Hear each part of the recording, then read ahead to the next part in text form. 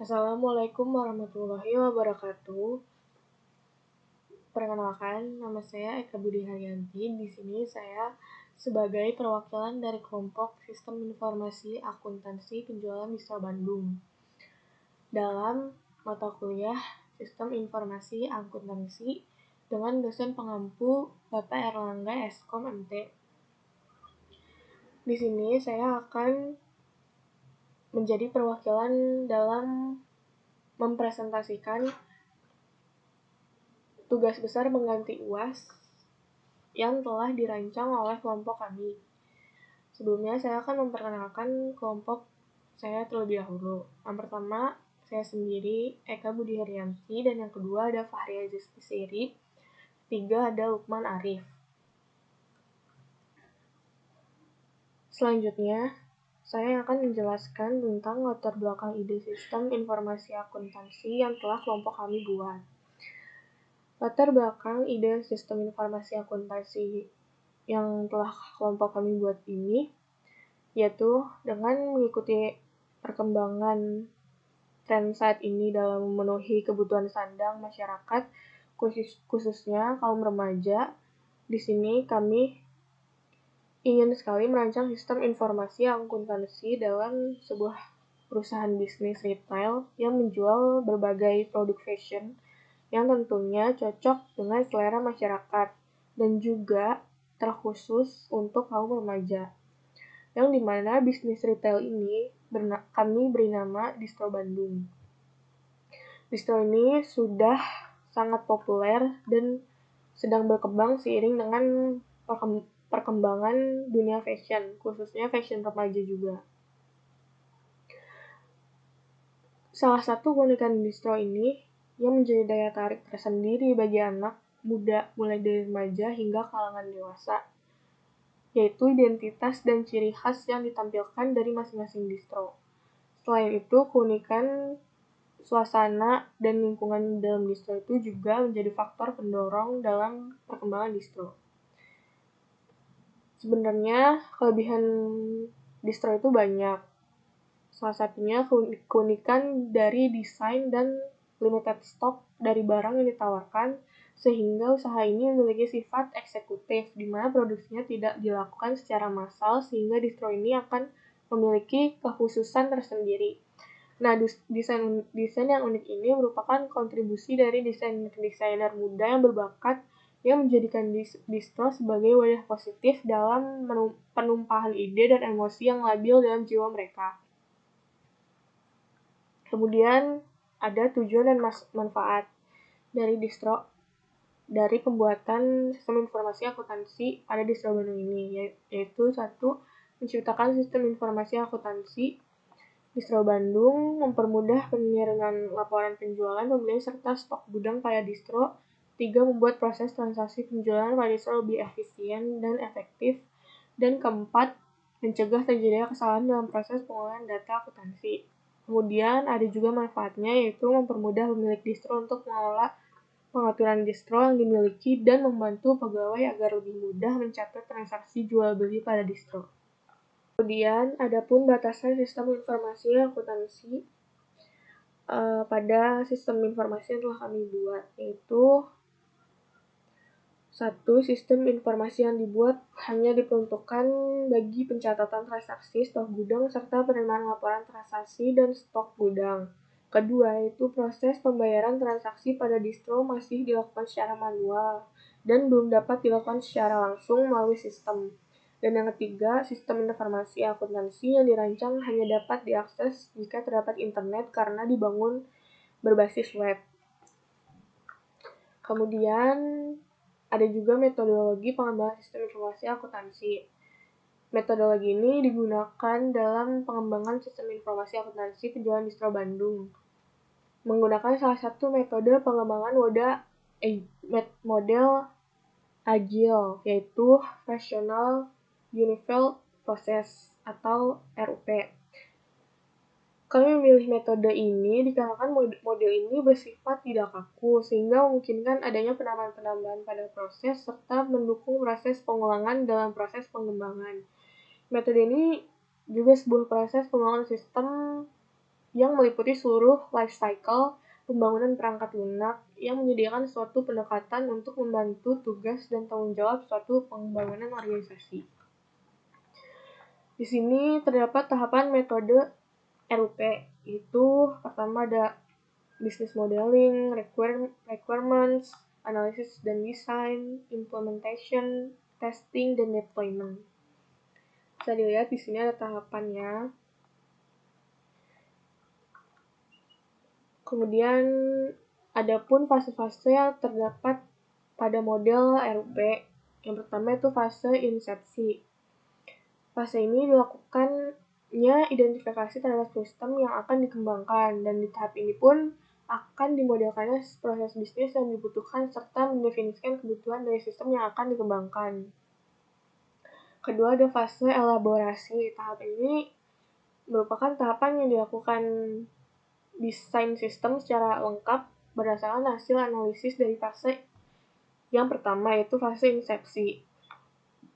Yang ketiga ada fase konstruksi. Fase ketiga ini adalah tahapan untuk mengimplementasikan hasil desain dan merupakan pengujian dari hasil implementasi. Pengujian yang dilakukan ini untuk menjamin kualitas aplikasi, apakah sudah sesuai dengan yang diharapkan atau belum.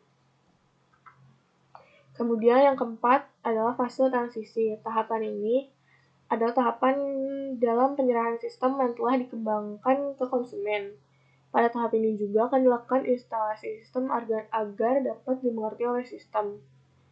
Hal ini termasuk pelatihan serta pemeliharaan sistem juga. Selanjutnya di sini ada analisis kebutuhan dan desain. Yang pertama itu flowchart. Kita bisa lihat di sini flowchart dari distro Bandung yang telah kami rancang itu memiliki 5 pelaku, yaitu pembeli, penjual, supplier, pemilik, dan admin gudang. Yang dimana di sini dimulai dari pembeli datang ke toko, lalu diakhiri dengan pemilik, yaitu menerima laporan penjualan. Dan untuk transaksi pembayarannya, di mana jika barang lebih dari 12 yang dibeli oleh pembeli, maka diberikan harga grosir. Jika barangnya kurang dari 12 yang dibeli oleh pembeli, maka menggunakan harga satuan. Selanjutnya ada DFD. Bisa kita lihat di sini ada DFD level 0, diagram konteks. Kemudian DFD level 1, lalu ada DFD level 2, input data barang. Kemudian ada DFD level 2, input data transaksi penjualan.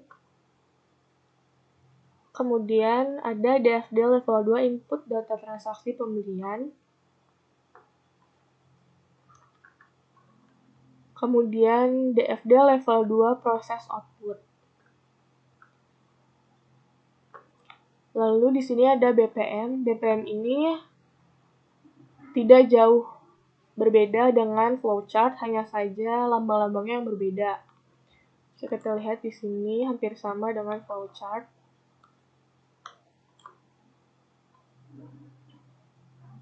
Dan lebih detail dalam lambang-lambangnya juga berbeda. Kemudian ada IRD.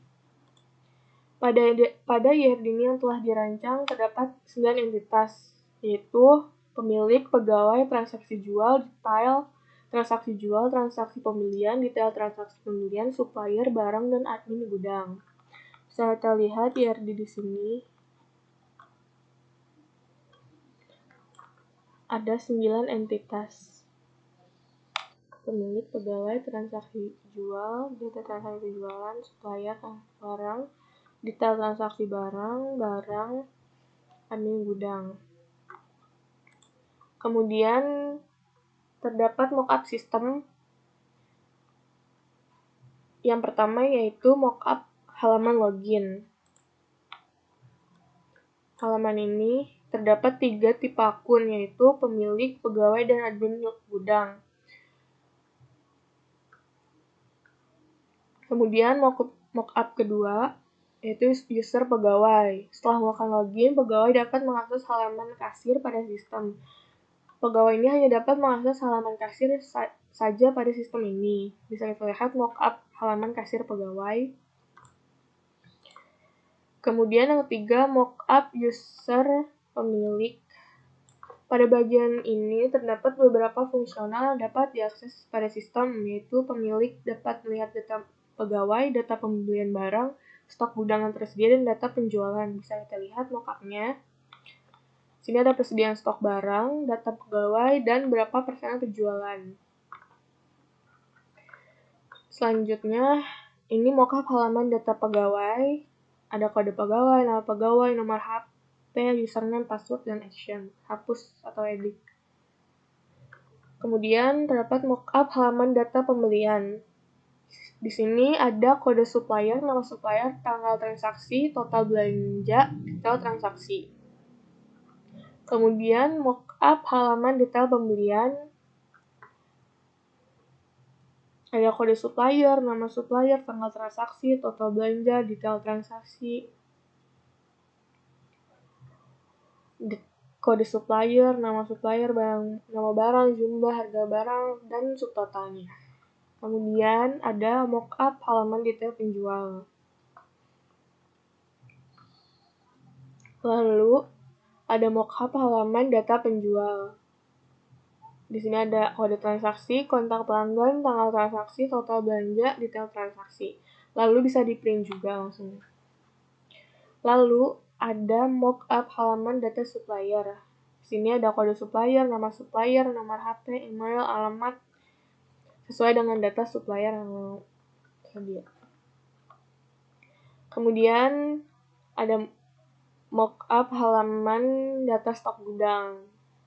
Di sini ada kode barang, nama barang, harga, jumlah, jenis barang yang ada. Selanjutnya ada mockup user admin gudang. Di sini ada mockup dashboard gudang, terdapat persediaan gudang, ada berapa persen, dan persediaan stok gudang, ada berapa. Lalu mockup halaman edit data stok.